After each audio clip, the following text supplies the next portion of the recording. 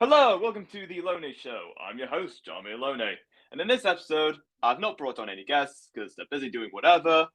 However, our guest is from Jupiter, Florida. She is an award-winning, Amazon best-selling, traditionally published author and speaker. Ladies and gentlemen, I give you Mary Cervisi. Cervisi. Close, close. Yep, Savarese. I'll take Savarese. it anyway. Yes, thank you, Okay, thank Johnny. you. So, how's life? Life is wonderful, as I hope it is for you and your wonderful audience. All is well. That's what we all want to experience, correct? Yes, absolutely. Yes. So, have you worked on anything recently? Yes, my most recent publication, I am known, Jami, as an author who loves to write with quirky titles. And once I start telling your audience the titles, you will understand completely. And these titles come with wonderful background stories because that's where I start with the title. But thank you for asking. My most recent traditionally published book is a fantasy adventure. So if your audience loves fantasy, if they love adventure, if they love romance, I've got the book for you, the novel for them, and it is titled The Girl in the Toile Wallpaper. Now, what's funny is sometimes I'll get interviewed and the interviewer will say toilet wallpaper. And so it becomes a cute little introduction. But everybody in your neck of the woods knows exactly what toile is. It's that beautiful wall covering or fabric that tells a story. Interesting. What Yeah. inspired you? What inspired you to become an author? You know, Jami, I had so many ideas, fantasy, and we could go off on that in a million different ways. But I wanted to put stories on paper.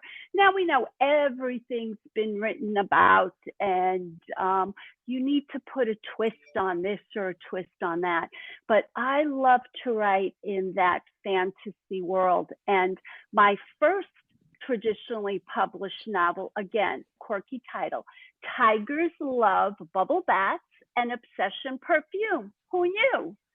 That is a mystery romance with a supernatural twist. And if I may, I'd love to tell you about how that title came about. Go ahead. Okay. Several years ago in Florida, St. Augustine, Florida, which is northern Florida, Florida can be warm most of the year, except that part of Florida where they can even experience a bit of snow. Well, I visited this wildlife reserve for old cats. And I don't mean baby cats, kittens. We are talking lions, tigers, cougars, panthers. And what this reserve was an old folks home for them because they get left over from movies, TV shows, any cable shows, possibly people having them as pets, which I'll get into after because there's a law in the US that has changed all of that thanks to a Netflix show. But I came to the end of this tour at the Wildlife Reserve. And what happened was I stood there and I looked at this vat, incredible vat filled with bubbles. So it was about 12 feet wide, 5 feet high. And I'm waiting like everybody else.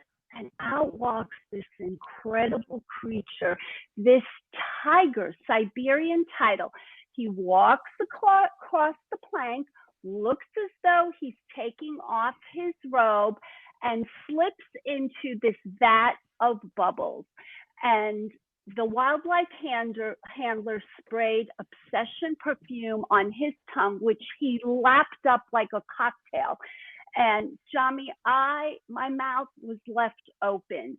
I could not believe what I was seeing, because you have this jungle creature that has taken on human qualities. And the tigers are the only big cats that can spend forever in bubble baths. Because, as you know, they're lazy. They sleep most of the day, but they will just cuddle within these bubbles. So I said to myself, that is the story. That is the title of a novel that I will start writing. And I wrote a murder mystery around it. Great. What do you like about being an author? You know, I love these interactions with people at book signings, with interviewers, and to just get to the audience. And one of the reasons that I loved being an author, when you introduced me and I said, I love to write in fantasy. Why is that? Because life is too real. And I don't mean that in a bad way. It means that, yes, we go through our every daily task. And it's so wonderful to pick up a story that brings us somewhere else, to this fantasy place, takes our minds away from the everyday routines that we deal with. And that's one of the reasons I love to be an author, is to bring that to everybody. And let me tell you, I was an overnight success, Dami, a 10-year overnight success. I received one rejection after another, but I had such passion to write that I just kept with it and truly hoped someday. And after 10 years, that dream finally came true, but it took a while. Yeah, I agree. No matter how bad things get and how many rejections you get, all that matters, you get back up, you keep moving forward, because it's gonna happen. Just got to deal with it.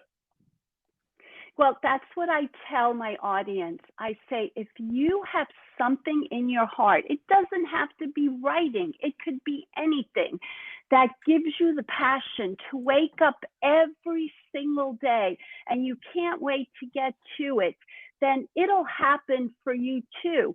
Stick with it. I can promise you, as you yourself said, it'll happen. We can't promise it'll happen overnight. But if you love it so much and you keep promoting yourself, it only takes one person to recognize your creativity for what it is. Great. I absolutely agree. What is the one thing you can't live without? What can I not live without? Well, I guess the most obvious would be obviously your family. But if we go beyond that, it would just be for me if I didn't have this passion, because it helped me through a very difficult point in my life, when that last, we nest, right? And that last child, well, it wasn't a child at that point, the young adult, went off on their own after college. I had to deal with the thought of, well, my family unit. And this is going to sound a little crazy, but I will explain it.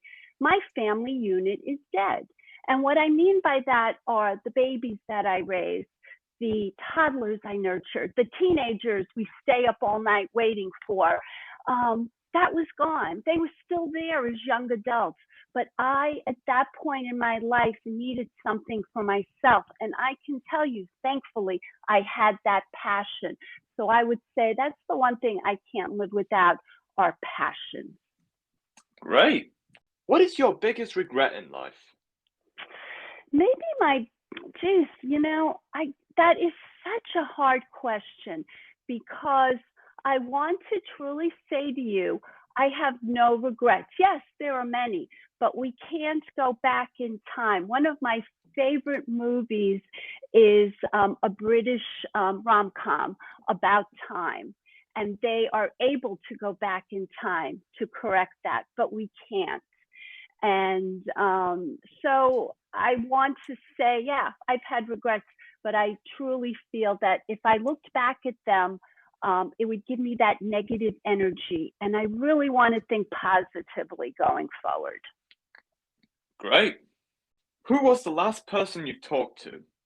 Oh, My husband, who walked out, I'm in Florida, he went to play golf. He was the last person that I just talked to. Oh, great, great. What was the most stressful situation you've been in? Well, besides, I guess, dealing with COVID, you know, every day in your life, you are faced, as everybody else, with stressful situations. And I am actually going through a stressful situation within my family at this point. I don't think they'd appreciate it if I shared it, but I find that we have to deal with stress every day of our lives. And that was one of the things I did have to go through when I went through that difficult period in my life. You have to figure out how to deal with that stress and move forward. And yeah, it can come with medication, but on top of medication, you also need to be able to figure it out, what is causing it, and work within that. Fabulous. What were the high and low points of your life? What were the high and low points of my life? Well, all the high points were getting married, having the kids, going on with the career, getting that first book contract, which took forever. That was a high point. Low points, I've had many. I've had, members that have passed on in my family, have been dealing with severe illness, difficult kids, getting them through the difficult times in their life, as everybody else deals with. But you have to look at them, Jami, as blessings, and that they are all learning curves. And anything, write that saying, anything that doesn't kill you will make you stronger. Yeah, I think I heard that saying from somewhere, and I absolutely agree with it. Because no pain, no gain, in a sort of sense. Right. I mean, life is a roller coaster for everybody. And we've got the beautiful dips on a roller coaster and the excitement. And then we get those horrible, horrible stomach pains that come with it and the possible vomiting. But that's life. And if you didn't have that, okay, you die. You're dead at that point. You're moving on. So, Yeah, absolutely. What kind of music do you often listen to? I love, as you age, your tastes change, and I've become very nostalgic. I am going back, not that I'm that old, but what's become very popular, even for the younger generation, Frank Sinatra music. And I love to listen to classic rock. I love to listen to everything and everything that is current, because I am always so amazed, as you are, at the talent that is out there. And you think, wow, everything's been done, and it hasn't, because you've got this younger generation coming up, and they have all these wonderful ideas. Middle generation, people are always coming up with different ways to enjoy their music. So to me, it's all great. Great, fabulous. What songs do you like most, but most people just don't like? What songs do? Boy, you're asking a lot of questions I have to give some thought to. Songs. Geez, I can go get a list. I love all the current stuff. I'm trying to think off the top of my head. I'm not very good with remembering the titles of songs. I'm very good with following them or have the song left in my head, but I'm not very good with the titles. So That's cool. So, do you travel often? I love to travel. COVID did put a big hamper on our plans. And, I travel within my area. I travel to visit the kids and family members. And I travel as an author to book signings, which have just started to open up. And I'm also a speaker. So going to events, although things are still mainly on Zoom. And hopefully if things start to open up a little bit more after this last wave, I'll get back on the road again. Okay, great. Was being an author always been your dream job, or have you thought about wanting to do other jobs as when you were younger?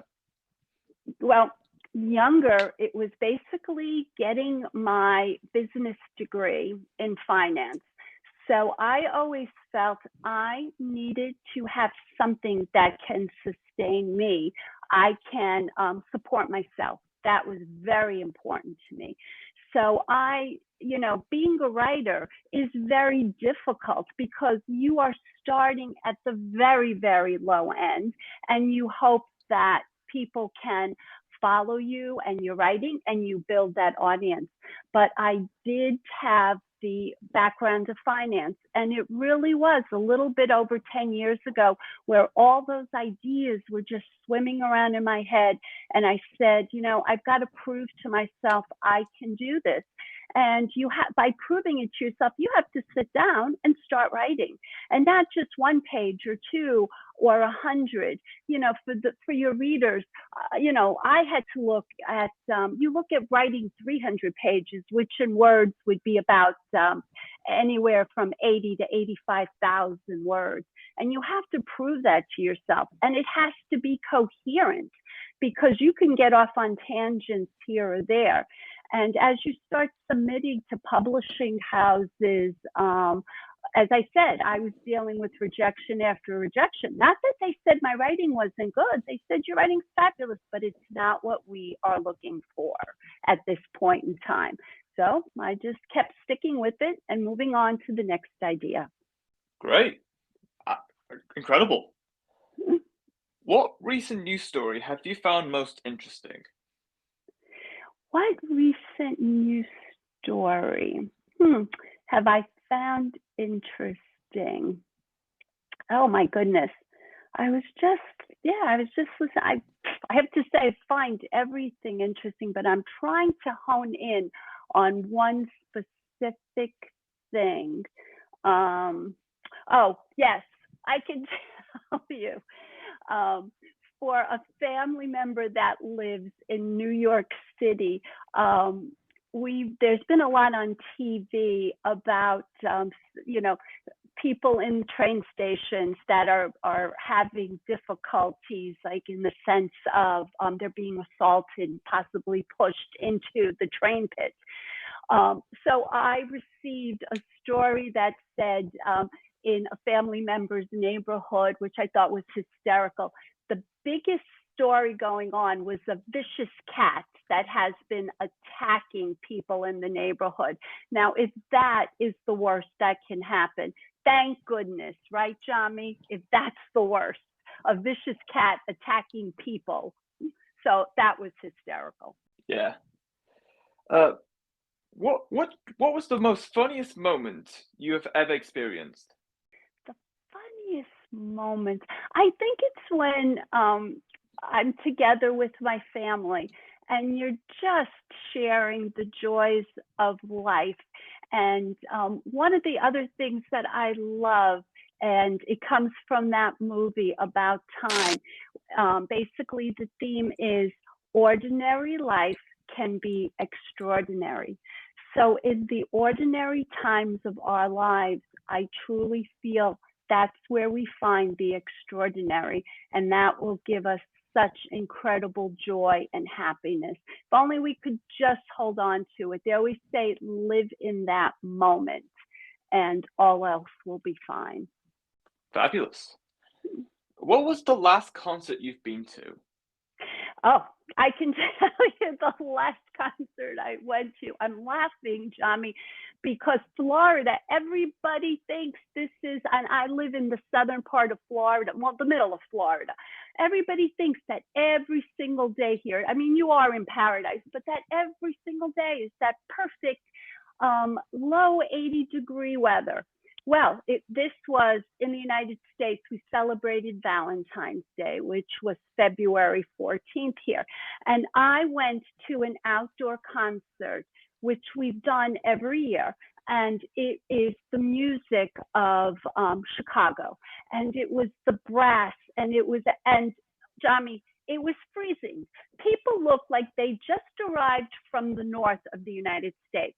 They were wearing winter coats, winter hats, gloves. It was so hysterical and ridiculous. But we Oh my all just gosh. sat there and shivered and listened to the concert. Now, usually you're indulging in an adult beverage, you're eating. We were so cold. We were literally cuddled under blankets. But I will tell you, again, the music was fabulous, just absolutely fabulous. Oh, I bet it sure was. Mhm. Have you ever tried to take a sexy picture of yourself? Have I ever tried? As I am aging, probably the sexiest picture I am taking is just with friends with a drink in my hand. So that would probably be the sexiest picture. Fabulous. What is your favorite season? My favorite season, I would have to say, is the fall. You know, we get through this it's coming toward the end of the year, and we get through the beautiful summer seasons, and it's like you start anew. And you know, in the United States, again, we have the holidays, they begin, and it just brings you toward the end of the year, and you think, I've got a new lease on life. I can start all over again at the beginning of the year. So I have to probably say that's my favorite time. It's really a time I'm able to get the whole family together, because with families, they tend to, you know, your kids, they don't want to be with you 24/7, which is a good thing. But at that holiday time, it's wonderful to be with everybody. Everybody makes the time because they do want to be with family. Yeah. What is your biggest fear? My biggest fear, very good question. As I said, I deal with, as a lot of women do, anxiety. And you have to learn how to control that anxiety. So everything, if you cannot control that, everything can be a fear.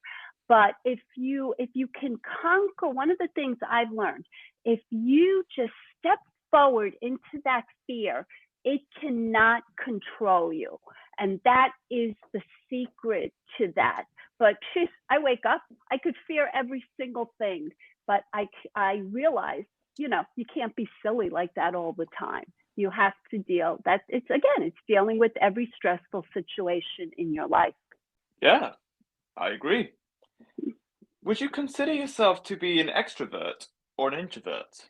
Now, I am definitely an introvert, as you find most authors are. And what we do is we tend to watch and we take down notes. And that's what I do. I carry this green binder with me. It's not that big, but you know, certain names, certain looks, certain places.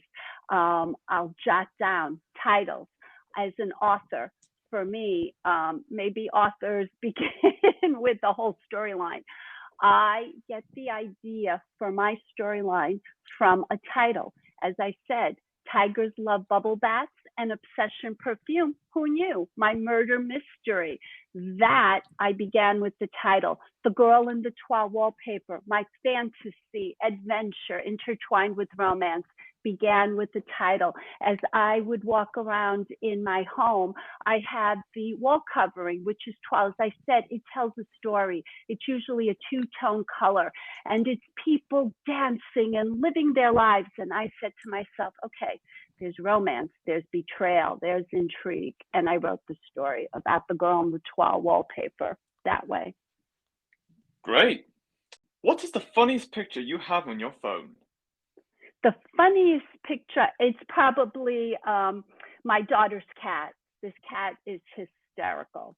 That's the funniest. As you can see, I love big cats, little cats, but I find this cat of hers so hysterical. This cat can wind itself around an indoor tree and just lay there and just sleep that way. To me, that is absolutely hysterical. Okay. Yeah. I can actually see that right now.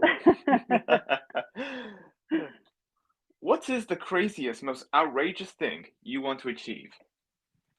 Ugh, I am an Amazon best-selling author. The craziest thing I want to achieve is to hit the New York Times best-selling list and to have my novels become movies.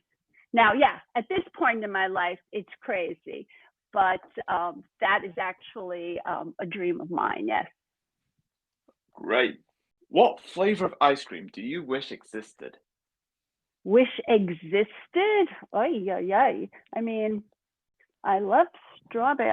Jeez, what would be a fabulous? Okay, I'm gonna 12, 12 ice cream, all different flavors and artistic locked into one. 12 ice cream. Okay. Yeah, that's a very interesting choice. I like it. If you had to pick any character in a book, movie, or TV show, who is most similar to you? Yeah, as an author, we get ideas from so many places, but I can't even pinpoint because I really don't create my characters based on myself. It's from observation and what they need, their motivation, what they need to get done. So, boy, I couldn't, I couldn't even tell you. Probably the closest to myself. Yeah. If Because you're oh, Jami, because again, I am an introvert. So I am not one of those people that goes out there and makes a spectacle of herself. I'm one of those people, I'm more of a wallflower. I'm observing you. So I'm in awe of somebody like yourself that can interview people because that would not be me. yeah. So, do you watch sports or no? I do. I do watch sports. I love football. Okay, cool. Do you support any teams? Yep, we usually just have that our family team. We've always loved the Giants in the United States, but we love the Patriots. Now that we're in Florida, yeah, we love the Florida teams. But yeah, depends where you grew up, who your family, rooted for. But I would say football is my favorite. Great, fabulous. If money wasn't an option, where would you want to live? Where would I want to live? Oh, I would love to actually be in your neck of the woods in England. I would love to live in London and just travel from there through the rest of Europe. Find it just so amazing. And years ago, before I did travel anywhere, I would go to Disney World in Florida, and we would go around Epcot, which had the countries. And I always dreamed, oh, someday I'll get to go to Europe and visit all those fabulous places. But that if I had no object, if the money was no object, I'd start in London and work my way around because that to me is the fantasy world, Europe. Yeah. What would be the first thing you would do if you won the lottery? Oh, that I know the question too. I would call my entire family. And I mean, it depends what type of a pot we're looking at. But if it was so substantial, I would be divvying up that money, make sure everybody was comfortable, and just keep enough to myself for myself just to live comfortably. And because we know, money doesn't always make you happy. It cannot cure all your ills, but it helps make life easier. So I'd like to keep enough for myself where my life would be easy. Yeah. And one final question. Have you ever had a wardrobe malfunction? Have I? Yes, the extent of my wardrobe, I can't even say it, malfunction is basically a hem that has collapsed, that or a slip that or it ends up riding up and you don't realize what everybody else is seeing. Yeah, that is my malfunction. Oh boy. Well, anyway, that's all we have for this episode. It was great having you here, Mary, talking about your books and asking you a couple of questions. Yeah, it was fabulous. Tommy, it's such a pleasure. I love these questions. Honestly, nobody's asked me such very detailed, intimate questions. These were just fabulous to answer off the cuff, so your audience knows you did not give these to me, before we spoke. And I would just love to say to your audience, if they're interested in my books, I am in any bookstore that sells books. Obviously, they do. Amazon, Barnes and Nobles, any indie stores. Just give them the title of my book. You don't even have to give them my name, and they'll be able to get the book for you. Great. And until next time, stay tuned for more.